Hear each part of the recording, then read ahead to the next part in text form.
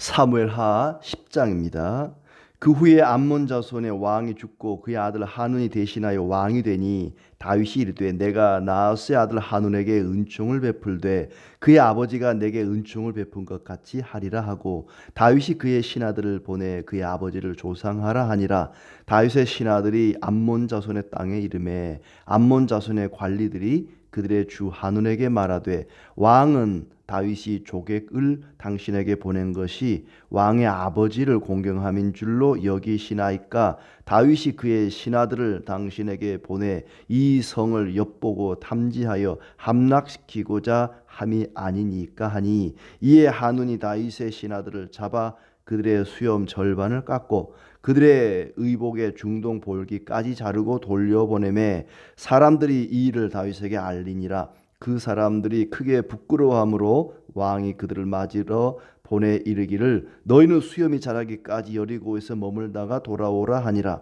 암몬 자손들이 자기들이 다윗에게 미움이 된 줄 알고 암몬 자손들이 사람을 보내 벤르홉 아람 사람과 소바 아람 사람의 보병 2만 명과 마가 왕과 그의 사람 1,000명과 돕 사람 12,000명을 고용한지라.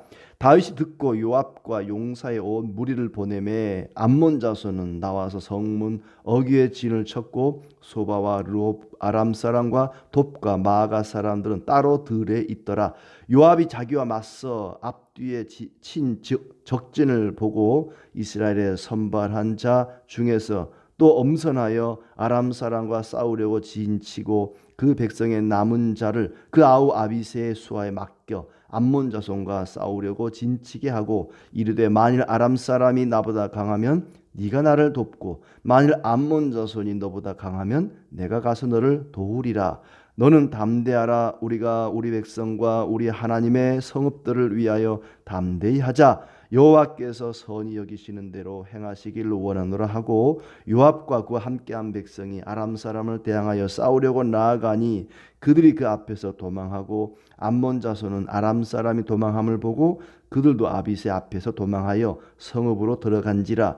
요압이 암몬 자손을 떠나 예루살렘으로 돌아가니라. 아람 사람이 자기가 이스라엘 앞에서 패하였음을 보고 다 모임에 하닷에셀이 사람을 보내 강 건너쪽에 있는 아람 사람을 불러내매 그들이 헬람에 이르니 하닷에셀의 군사령관 소박이 그들을 거느린지라. 어떤 사람이 다윗에게 알림에 그가 온 이스라엘을 모으고 요단을 건너 헬람에 이르매 아람 사람들이 다윗을 향하여 진을 치고 더불어 싸우더니 아람 사람이 이스라엘 앞에서 도망한지라. 다윗이 아람 병거 700대와 마병 4만 명을 죽이고 또 그 군사령관 소박을 치매 거기서 죽으니라. 하닷에셀에게 속한 왕들이 자기가 이스라엘 앞에서 패함을 보고 이스라엘과 화친하고 섬기니 그러므로 아람 사람들이 두려워하여 다시는 암몬 자손을 돕지 아니하니라. 아멘. 금요일 아침입니다. 이 하루도 하나님의 은혜와 평강이 가득하기를 진심으로 축복합니다. 그 후에 암몬 자손의 왕이 죽고 이런 말씀 나옵니다. 다윗이 요나단의 아들 무비보셋을 찾아서 왕자의 한 사람 같이 은총을 베풀었던 그 일 이후에 있었던 일입니다. 이웃나라 암몬의 왕 하눈의 아버지 나하스와 다윗이 굉장히 친했던 것 같아요. 근데 친분 관계가 있던 나하스가 죽고 나서 그 아들 하눈이 왕이 되었습니다. 자기와 이제 친했던 왕이 죽었으니까 당연히 조문을 가야 되는데 다윗이 직접 간 건 아니고 신하들 가운데 조문단을 꾸려서 조문을 보냈습니다. 그런데 도저히 이제 생각지 못했던 의외의 결과가 나타나게 된 거죠. 무비보셋은 다윗 앞에 와서 바짝 엎드려 이 개 같은 나를 거두어 주셔서 참 감사합니다 하고 엎드리는데 나하스에게 받은 은총을 생각해서 그 아들 하눈에게 조문단을 보냈는데 전혀 의외의 결과가 돌아온 거죠. 암몬의 관리들이 조문단을 의심한 겁니다. 폐하, 요 이스라엘 다윗의 신하들이 왜 우리에게 조문을 왔겠습니까? 조문을 가장해서 염탐하러 온 겁니다. 나중에 우리를 함락시키려고, 우리나라를 빼앗으려고 다윗이 조문단을 가장해서 염탐꾼을 보낸 것입니다. 그러니 이 사람들을 믿으면 안 됩니다. 큰일 납니다. 한운이 이제 막 왕이 돼가지고 세상 물정을 잘 몰랐던지 그 관리들의 말을 들은 거죠. 그래서 조문단에게 아주 모욕스러운, 치욕스러운 그런 행동을 하는데 수염의 절반을 깎았다. 절반을 깎았다 그러니까 이 수염 긴 걸 절반을 깎은 건지 아니면 이게 세로로 절반을 깎은 건지 그건 잘 모르겠습니다만은 수염의 절반을 깎고 아랫도리 하의의 엉덩이 부분까지 잘라버려서 엉덩이가 다 드러낼 정도로 그렇게 수치스러운 모욕을 줬던 것입니다. 노예 취급을 한 거지요. 이럴 수가 없는 거죠. 아버지가 죽어서 조문을 왔는데 이웃나라 조문단을 염탐꾼 취급을 하고 노예 취급을 하고 이거는 거의 선전포고와 같습니다. 다윗에게 한번 싸워보자고 덤비는 것과 같은 거지요. 조문단이 엄청난 모욕을 당하고 이제 그 사실을 알게 된 다윗이 너희들은 수염이 자랄 때까지, 뭐 수염이라는 것은 다시 자라는 거니까 수염이 다시 자랄 때까지 예루살렘에 들어오지 말고 여리고에 머물다가 수염이 다 자라면 그때 들어오너라. 참 이런 일도 다 있구나 싶어요. 수염이라고 하는 것은 그때도 남자다움의 상징이었습니다. 수염을 깎는다. 절반을 깎아버렸다. 이건 엄청난 치욕스러운 일이죠. 또 의복이라고 하는 옷이라고 하는 것은 신분을 상징합니다. 신분에 따라 다른 옷을 입었으니까. 근데 그 옷의 이 하의를 절반도 아니고 엄청난 부분을 잘라내서 엉덩이가 다 드러날 정도로 그렇게 수치를 주었으니까 다윗이 참 화가 날 만도 하죠. 이 암몬 사람들이 그렇게 해놓고 나서 아마 지레 겁을 먹은 것 같습니다. 야, 큰일 났다. 우리가 다윗의 조문단을 이렇게 수치스럽게 했으니 다윗이 가만히 있겠느냐.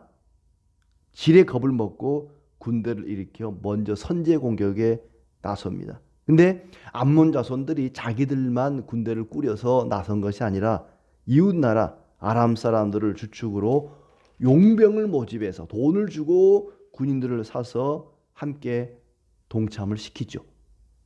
그 굉장히 많습니다. 보니까 용병의 뭐 숫자가 보통 많은 게 아니에요. 뭐 2만 명, 뭐 1,000명, 또 12,000명, 뭐 이런 식으로 굉장히 많은 용병을 고용해서 전쟁에 함께 나가게 된 거죠. 그래서 암몬의 군대, 아람의 군대가 이제 진을 서로 나누어서 전쟁에 나서게 된 것입니다.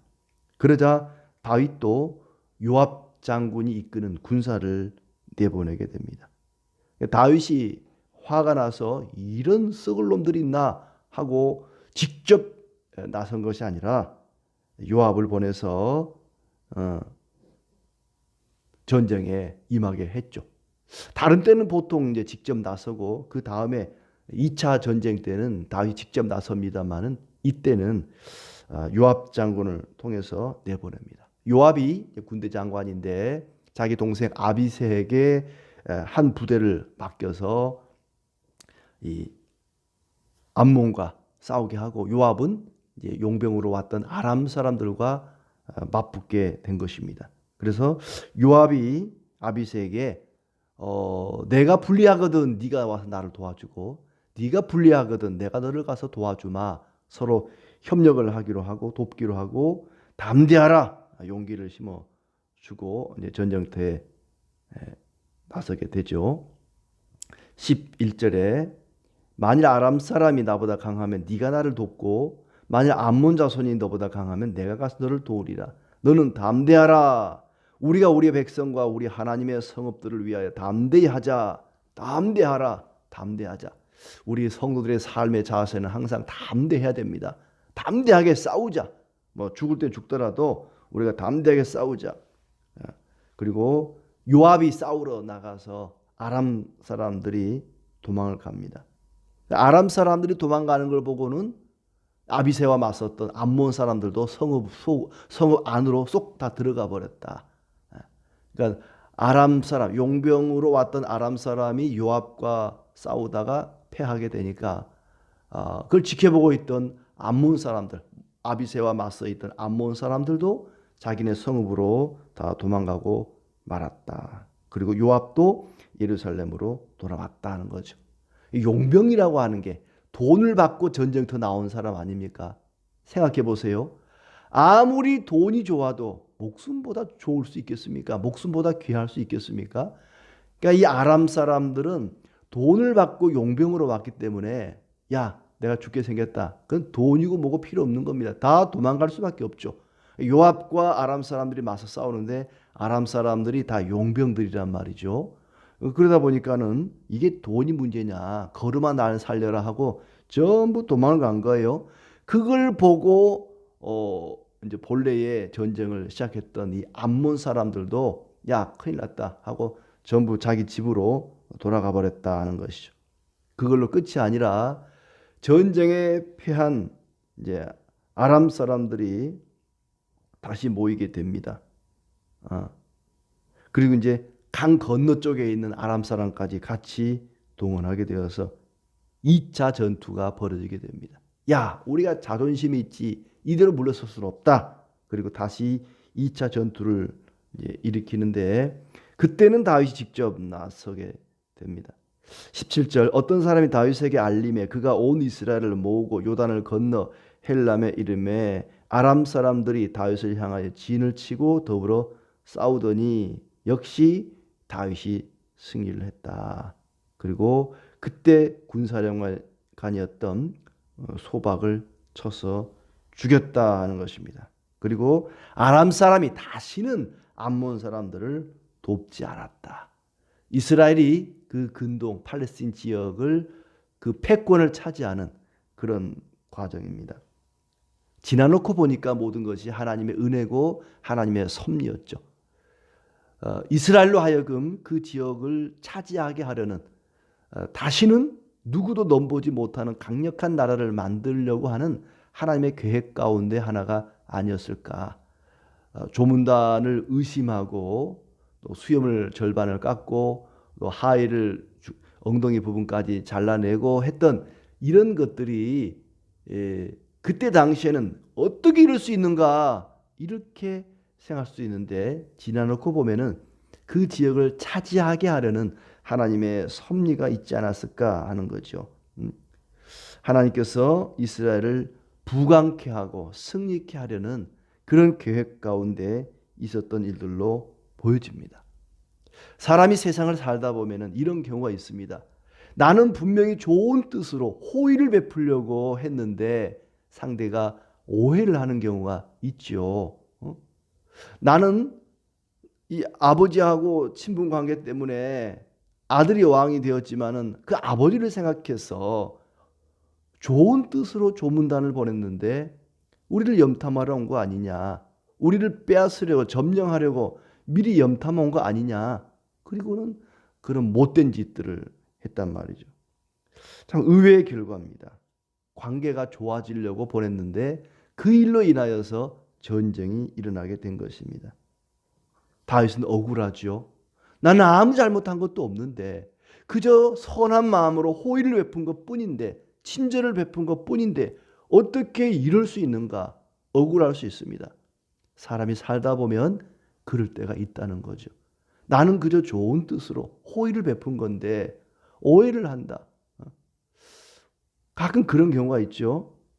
전도를 할 때도 예전에도 그런 것 같아요. 아이들에게 야쿠르트를 줬는데 지나가는 엄마가 그거 받지 마. 빼앗아가지고 쓰레기통에다 집어넣어버리고 마치 뭐 독이라도 탄 것처럼 야 이런 거 받아먹는 거 아니야.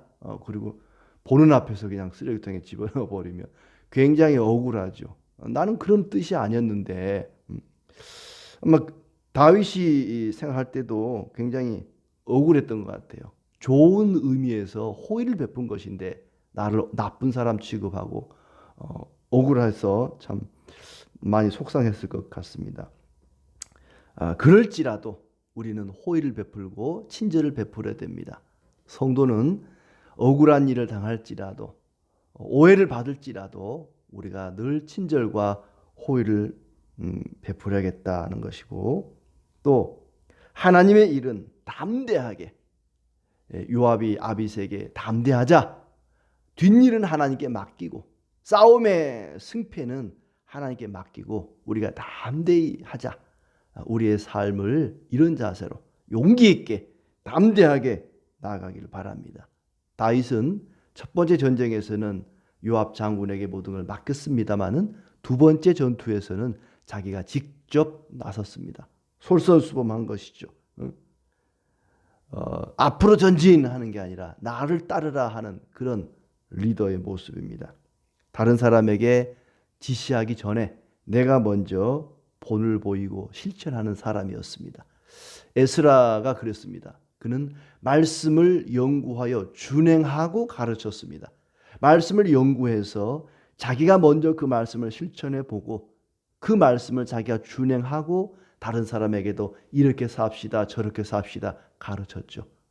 어떤 걸 지시하기 전에 내가 먼저 솔선수범하고 실천하는 것, 그것이 올바른 리더의 모습입니다.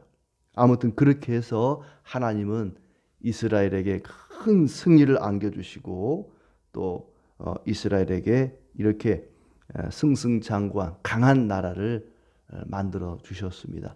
하나님 앞에 솔선수범하고 담대하게 나아가고 또한 억울한 일이 있어도 말씀대로 실천함으로 하나님께서 강하게 하시고 승리케 하시는 이런 놀라운 은혜가 있기를 진심으로 축복합니다.